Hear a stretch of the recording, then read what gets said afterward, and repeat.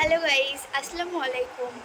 তো আজকে আমরা একটা জায়গায় যাচ্ছি, আমি আর বোন যাচ্ছি বেসিক্যালি। তো আর কেউ আমাদের সাথে আজকে নেই। তো আগের দিন ব্লগে তোমরা দেখেছো যে আমরা অনেকেই একসাথে ছিলাম। তো অনেক মজা করেছিলাম, ব্লগটা অনেকেরই পছন্দ হয়েছে, অনেক কমেন্টও পেয়েছি ভালো ভালো। তো যাই হোক, আজকে আমি আর বোনই শুধু যাব। তো আজকে জায়গাটা আমি এখনই বলে দিচ্ছি। আজকে জায়গাটা হচ্ছে, আমরা একটা মাজার শরীফে যাচ্ছি। তো এটা গিয়ে আমি তারপরে তোমাদেরকে ভিডিওতে দেখাচ্ছি যে কোথায় যাচ্ছি। তো আমরা চলে এসেছি এখন হাতিয়ারা পীর সাহেবের মাজার শরীফে। এটা অনেক বছর ধরে এখানে প্রতিষ্ঠিত আছে। আর এই যে দোকানগুলো দেখতে পাচ্ছ গাইস চারিপাশে, তো এই দোকানগুলো রবিবারের দিনে শুধু খোলা থাকে।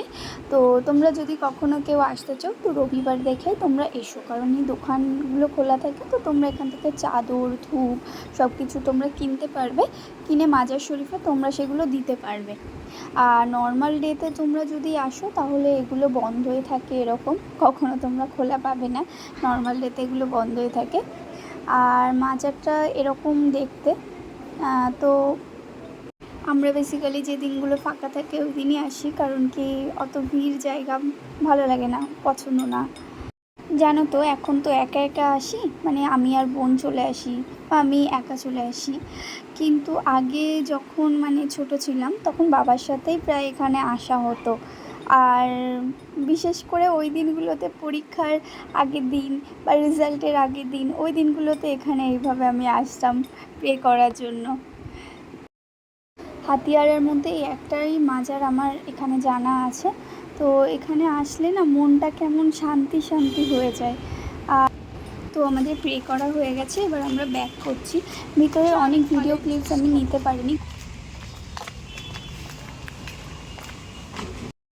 তো আমার ভিতরে ভিডিও করতে ভালো লাগছিল না, তো আমি করিনি। তো যাই হোক, আমার যেটা ধারণা যে তুমি ধর্ম করছো, যাই করছো সেটা তোমার মনের মধ্যেই রাখা উচিত, কাউকে মানে দেখানো উচিত না। শুধু আমি এগুলো শেয়ার করার জন্য একটু জাস্ট তোমাদেরকে দেখালাম যে জায়গাটা কেমন, তোমরাও আসতে পারো। আর এখানে জায়গাটা এমন না, কিছু চাইলে না ঠিক পুণ্য পাওয়া যায়। এবার বল কি খাবি, এবার বল। বাবা 1 ঘন্টা লাগে ওর মানে চুজ করতে। শেক খেতে ইচ্ছা করছে, দিদি তুই একটা শেক নে না। তুই খেতে লাগ। তুই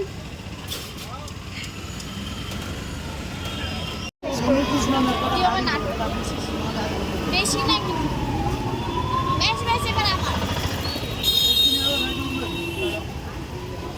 খেতে গেলেও মুখ থেকে ছিনিয়ে নিচ্ছিস।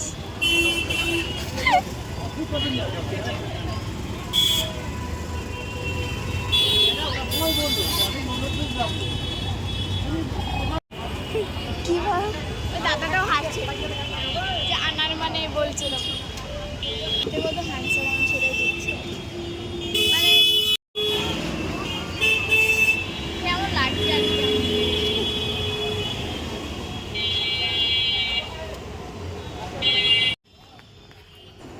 আর এখান থেকে পেয়ারা মাখাটা নিচ্ছি, কারণ এখানকার পেয়ারা মাখাটা খুব টেস্টি।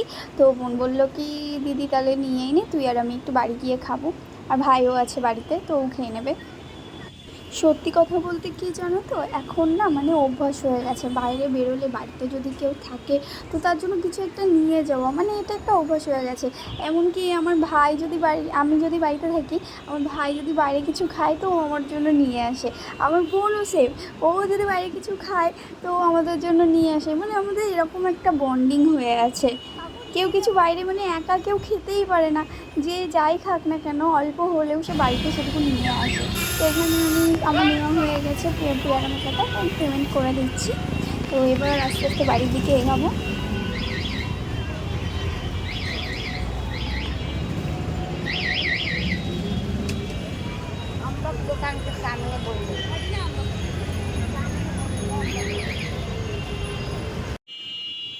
আমি আর বোন ফাইনালি রিকশায় উঠে পড়েছি, আর এবার বাড়ির দিকে যাচ্ছি।